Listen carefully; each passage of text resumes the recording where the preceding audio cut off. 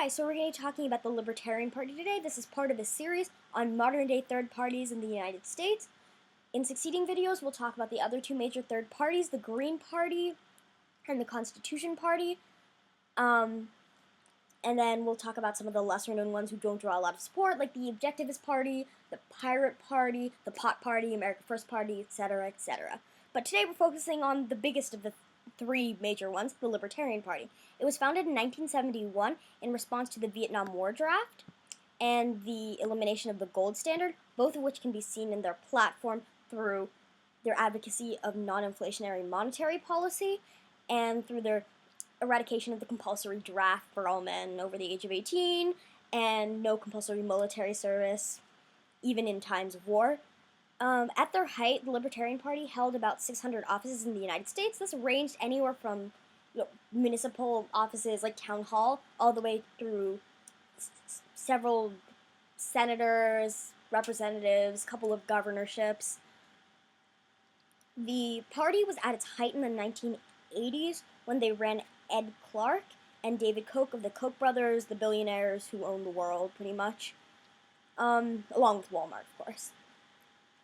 They garnered almost 3% of the popular vote, which in the modern era has only been rivaled by Nader, who was about the same in 2000.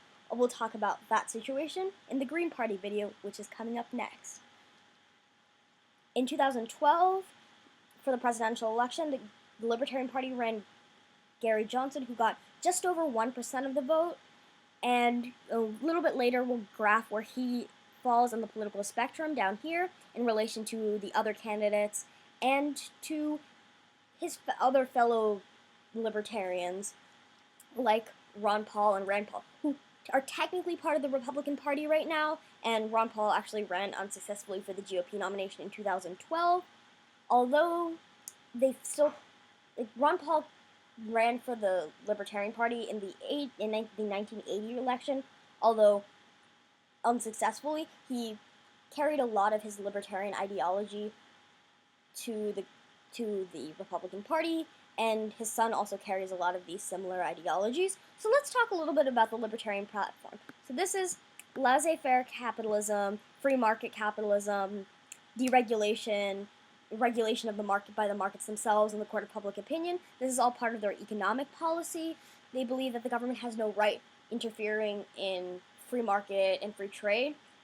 For social issues, things that plague the Democrats and Republicans, the two major parties, a lot, like abortion, birth control, gay rights, things like that are so controversial, they believe that this is up to the individual, that the individual must challenge the cult of the omnipotent state, to quote directly from their platform.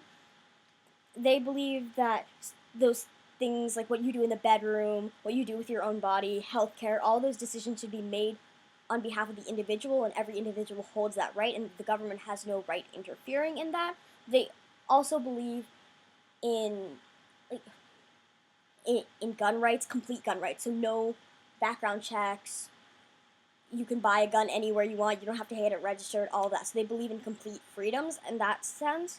Foreign policy-wise, they believe in free trade, but they also believe in pulling out of agreements like NAFTA and other trade agreements, so that trade should be the responsibility of the company itself, not of the government to regulate where and when the company can trade and who they can trade with. So they don't believe in sanctions or anything like that.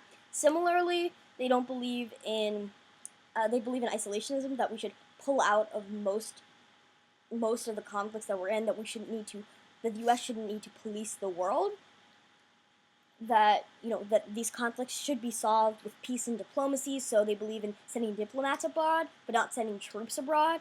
They also believe that we should pull out of international organizations like treaties, the UN eventually, things like that.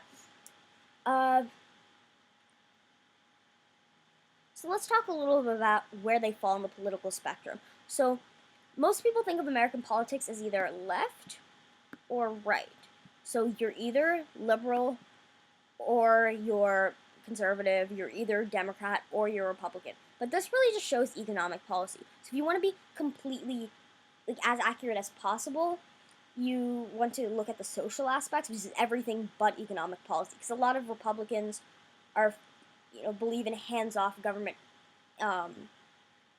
fiscally. They believe on heavy regulation on things like morality and other things like that. And similarly, on the other side, they believe in liberals sometimes believe in bigger government control over fiscal things, but not over morality and other things like that. So we're gonna divide this into libertarian, so more individual rights, and then authoritarian.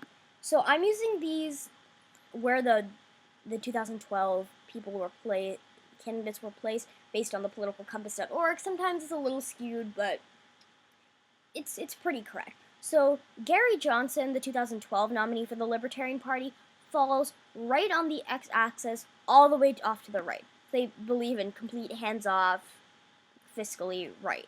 But I feel like he should be a little bit down, but political compass is pretty correct.